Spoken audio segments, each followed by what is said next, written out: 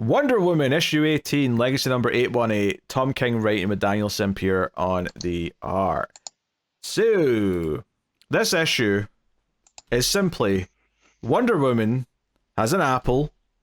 She's hanging out at the monument, right, which has been rebuilt by the Justice League, and she walks to the front door of the White House.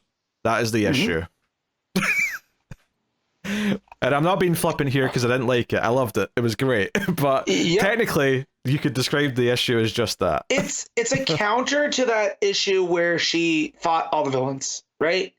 But now, being emboldened by the death of Steve, she feels unstoppable in a way that she's never felt before. You know, she's walking in a straight line and nothing's going to stop her. And I love it for that. Yeah, I don't know if I'd use the word emboldened necessarily, but certainly determined. Certainly, what I mean by emboldened is that because the tag at the end is that you got to remember it's the Sovereign that's telling the story to little Lizzie, or not little, but grown Lizzie, about, you know, it's being told in the past tense. And so when he says she was different this time, you know, it was, you know, she was motivated by love. And that's the tag at the end, right? So everything she's doing here now, right, is that love for Steve, for the world, for her sisters, and everything. And it's just a very simple story, right? But sometimes those simple stories leave the biggest impact. I mean, for me, it's just a simple idea that, not that she would have lost if it hadn't happened, but the idea that the second that he killed Steve, that was the moment where the Sovereign was always going to lose, because that was going to light a fire under. That was going to make this personal in a way that, like, he was never going to be able to, like, withstand whatever she was going to throw at him. And it's such an interesting thing that the last couple of issues, it's not really been Diana who's been doing anything. She's been with the kid, and it's been the Wonder Girls. And we flipped that because the Wonder Girls get one page this issue where they're dealing with the poop from the baby. And Lizzie in her dirty diaper. Yeah. But yeah, this is Wonder Woman walking, and they do this great reveal where she gets up, throws the apple in the trash, and anytime there's a woman eating an apple, I have to stop and wonder, is there an intentional allusion here to the forbidden apple in the Garden of Eden and all that bollocks? But she walks across the street, and then you get the full page reveal that she's just walking to the White House. Which, to be fair, if you know anything about where the Washington Monument is, you could have guessed that based on the trajectory of where she was walking. But it's still a really cool reveal when you just see her walking up to... Because we know the Sovereign's in there. And it's this idea that he can't even hide in there. She's just going to walk up to the door and go in. And it feels very empowering. It feels very, like, you know, nothing can stop her. You hear the president on the phone, like, talking to Secret Service and, like, demanding things in the background as the Sovereign's just losing his shit talking to Grail and narrating. We get a whole bunch of obstacles that Wonder Woman goes through as the narrating happens. Weapons, ever since superhumans appeared on Earth, like, you know, Secret Service have developed things they think can take down, you know, I love what people. I love what the Sovereign says, you know, incorporating technologies of scientists, both mad and alien. You know, so it says like this, you know, super, super crazy kind of stuff that we're going to need to keep the president safe. And yeah, you know, Wonder Woman shrugs it off. Yeah, she deflects, she ends up with there's a really cool page where, like, the missiles explode behind her. So we get this kind of silhouette with all this fire behind her. It's a really striking visual. And the point, right? Like, she's pointing right at us, the reader, you know, and with the, you know, and she looked forward and pointed her finger. Such great storytelling. Yeah, but she's not pointing at us, though. No. But just the way that it's with intent. You can see the fire in her eyes, right? Because she's looking us dead in the face. Yeah, but who's she pointing to? Well, no, she's pointing forward. Yeah. That's what I'm saying. Like, you know. Well, she's pointing at who she's coming after. She's pointing, you know, and Grail, it goes out to meet her, and Sovereign's not happy about that either. He's livid. But we get pages where they're just railing like a hail of bullets down on her, and she's like deflecting them. That's a really cool page because it's just all these yellow bullet lines, and she's kind of like, you know, weathering the storm. And she gets to Sergeant Steele, who's just sort of standing there waiting, and he says, "Hey, we've predicted you might do this, so we've got a contingency." Around the country, we've got Amazons in internment camps, and we have taken them out. And in each of these camps, there's a gun pointed at an Amazon's head, and they will be killed. One will be killed for every step you take forward from this point on. And Wonder Woman just walks forward, and he's all smug. He's like, "Oh, you just killed someone. Oh, you just killed another woman. You just killed someone else." And of course, we're like, she's got, she's done something to, stop this, obviously. And she's like, "Yeah, I know Batman, right? He figured this out. I know the Flash. He's already saved them all. Like, this is meaningless." And then she takes his metal hand and rips it off, and thanks him for not calling her a bitch. Mm-hmm. But says that despite his restraint, she's still quite angry. So he's left in a fetal position. It's most satisfying. Like, the first thing that she says, she goes, "Oh, you have a new hand." Right? And then he has all that smugness, and then she grabs it and rips it off. It's just a great way it plays out. Yeah, it's just it's a very empowering issue. It's just very satisfying watching her like go on a warpath and no one's able to stop her. And then the Sovereign whines a little bit about George Washington betrayed his family. Which I love, right? Because there's a lot of American myth making, right? And we get to George Washington, and the whole reason that presidents are supposed to serve 2 terms is because he declined to serve more. And his words were, "I didn't fight George III to become George I," right? And so you have the concept of the sovereign, and there's this family that's pulling the strings behind that. He even defied them, so he's the only person until Diana that could resist the lasso of lies. That's another part of the myth making in America, that Washington couldn't tell a lie, right? There's a whole story of him chopping down the cherry tree and whatnot. So I like how King worked that in here. Yeah, I've never heard that. I'll be honest, I really like this issue, but this little bit about Washington kind of felt a little patriotic to me. Right, but not without cause, because I feel like it's the right kind of patriotism. Because it's about what the country, like the good of a country, not just it's good because. It's not that blind patriotism, Well, I know, but I feel like the myth that George Washington could withstand the lasso of lies, something that only Wonder Woman could do, felt a little bit like, all right, okay, we're jerking off the history of America here a little bit. I mean, as he says, he's the only person to do it in centuries, right, until Diana. So I'm not impressed by that though, because the writer just decided to put that in. It doesn't mean anything. Yeah, this is trying to make George Washington feel like a more mythical figure than perhaps he actually was. It's right. It's propping him up in a weird way. And again, I think that's the point that King's going for here is that American myth, right, was built by people like the Sovereign, right? There's all these hands. So the story we're told in this country is coming to a head now in real life type stuff, where they don't want history taught in the way that it actually happened. They want to teach people the myth of them, right? And then so to go back to the George Washington, that wasn't part of that myth, right? Of the him not wanting to serve more than the 2 terms, right? Because here this upsets the Sovereign's family because that was the control that they had, right? So he thwarted that. So then what King can do here is he can blend that in with that mythology for a good cause, right? In that he withstood them because he was a different type of person than they were, in the way that Diana is a different kind of person, right? She's not susceptible to their corruption and lies. So I like that he plays with that myth making here.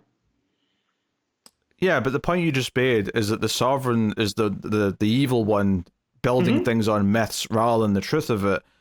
But him admitting in his narration that Washington was able to withstand the lasso of lies means that the building of the myth is coming. Like, I don't think it ties into the act, because the Sovereign wouldn't want to spread that, right? This family wouldn't want to spread the idea that George Washington was strong enough to withstand that and be larger than life. If anything, they'd want to squash what he is. Right. But remember, he's telling this to Lizzie. Right? And we're reading it through that. So again, I think this is Tom King being a bit clever. And again, for a history nerd like me, it hit. Right? like, I don't know any of this American history, right? Maybe it hits differently if you do. It just felt a little bit like George Washington was really great, so we're going to put in here that he was so special that he could withstand the lasso of lies. I don't know. It made me roll my eyes a little bit. Well, and also if you look to the bust that the sovereign destroys is Abraham Lincoln, right? Another person who had honesty. Yeah, that's as part of his trait. That was earlier or later on, whenever that. Yeah, happens. that's early on. Is that he grabs the bust of Lincoln off of the desk, and he throws it onto the ground, or he knocks it onto the ground, right? And there's a symbolic because Washington or Lincoln was shot in the back of the head, right? So the back of the head goes off. But yeah, so there's some American symbology at play here that King's playing with. Well, yeah, no shit. The next page is some dude with an American flag dressed like some knockoff Captain America. I mean, I suppose in general, I suppose the only thing I don't like about this issue is the pro-America stuff in it.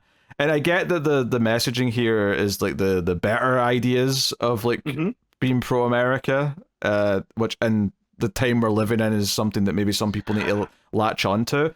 But as someone who doesn't really like any patriotism, a little bit of this was like, Wonder Woman being like, oh, I came to this great country, blah, blah, blah. And she like plants the flag behind her. And like, I won't let that flag fall when I kick the shit out of you, knock off Captain America. Like that was just, I felt a little indifferent to that. I was just kind of like, I don't feel anything for this. Well, but I also like just the whole fact that this is not Captain America, right? The way that he talks down to her and whatever else, and to me, this is also Diana. It's not just the rah America stuff, right? Because he calls her a girl, and that's where she responds that she's a woman, and she's gonna do this better than him. There's right? other stuff in there, and like when she talks about coming here with Steven, and like that's why this place means something to her. That part hits a bit because I understand that part. That part resonates. But I just like I get like I think it fits here much better than say some stuff that he's been doing in Jenny Sparks because like it does fit the overall story that he's doing. But I am willing to bet you money that some of this was touched up and changed or rewritten a little because of the last few months. Like I think there was times since November where this could have changed a little bit before it went to the presses and maybe got a few little alterations in what it was going to do. Don't get me wrong, I think that the story was the same. I think the broad story was the same. But I feel like a couple of these bits might have been touched up to be a little bit more hopeful in the idea of what Tom King wants America to be, which is fair enough. I get it, but... Yeah, well, because that has kind of been his thing with Diana since the beginning, right? Because this is Diana versus the patriarchy. Oh, for sure. But I'm saying that I think he's just up a little bit because of the real world. I don't care that it's always been part of it here. I'm saying that this feels like it's been just up a bit to kind of like address how he and many people are feeling right now, which is fine. Like I get it. As someone that is sharing the feelings of Tom King, I would assume. Granted, he worked for the CIA, so I don't pretend to know what he feels, right? It worked for me, right? Because in this time, especially this week, people throwing around those gestures and stuff, and it feels like the federal government's getting torn apart piece by piece. It's nice that I can open a book and see Wonder Woman standing for something, because regardless how much I feel about the country, I'm still stuck here. And I need that spark of hope just a little bit. Sure, I'm not disputing any of that. I don't think you have to go ultra rah patriotism to do it. And for that, this is not because it's America. I want to make this very clear to everyone. I think patriotism is stupid in any country. Right? Nothing makes me cringe more than a crowd chanting for where they live. I think it's stupid. I always do.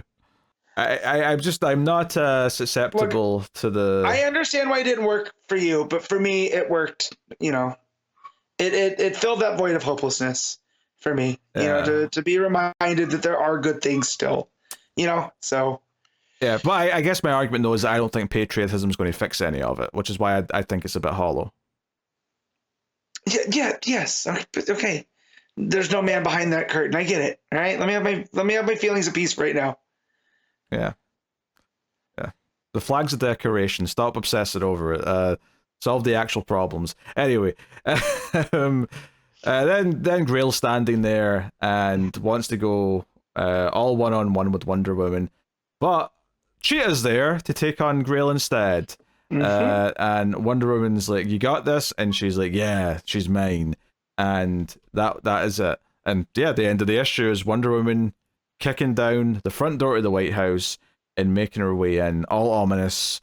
And the finale of this kind of 3-arc saga that we've been doing since issue 1 comes to an end in issue 19.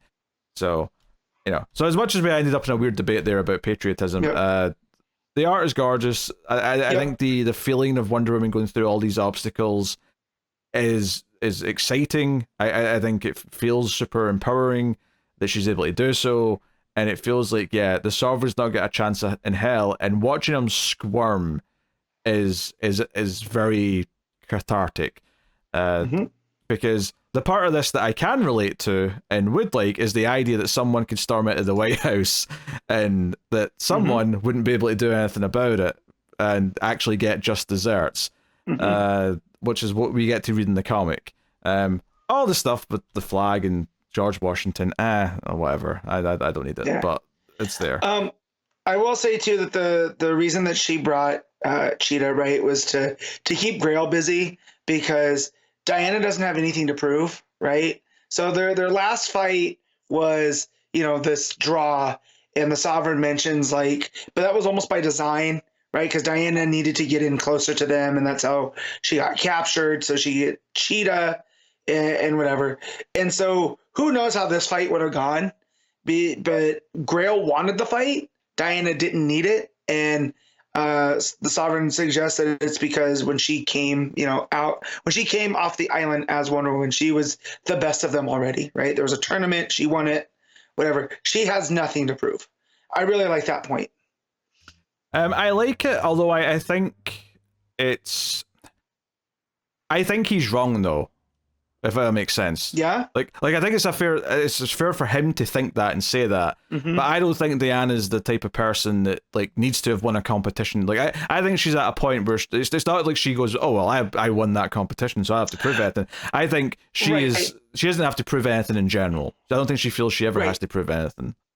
Right. I think that's what the King was getting at, through the Sovereign. But I do like it's that line where, I bet you think about this a lot, and it's like, I don't think about you at all. That I kind of like that. That's what I'm getting at, though. I think the Sovereign's try to prescribe a specific reason why she doesn't care, and he just can't understand the idea that she just never cares. Right. So yeah, that's just where I was getting at with that. Yeah, it's a very good issue. It's exciting. It's a great penultimate issue because it builds up and it ends at the point where we're just about to get to the climax. Whatever this confrontation is going to be with her and the Sovereign, which won't be a fight. It can't be a fight. He can't fight her. I mean, unless he's got some tricks up his sleeve for the last minute, but I doubt it. So we'll see how that goes down next issue. I suspect a lot of dialogue between them is my guess. Yes. Well, maybe a lot of dialogue. I could see her standing there quietly as he tries to monologue his way around her or something like that. But we'll see. We'll see how it goes. Well, I wonder what the president's going to do, and if he, if we're going to have to deal with a poop problem. He's someone just kicked away to his office. No, he's gone. He ran away. Oh, he ran away? Did I miss that part? The last thing he says is that he's leaving with the Secret Service, and then he's empty in that last panel. So I assume he's gone. Oh, okay, yeah. I overlooked that. Unless she runs into him in the hallway because he's still in the process of leaving, maybe. Yeah.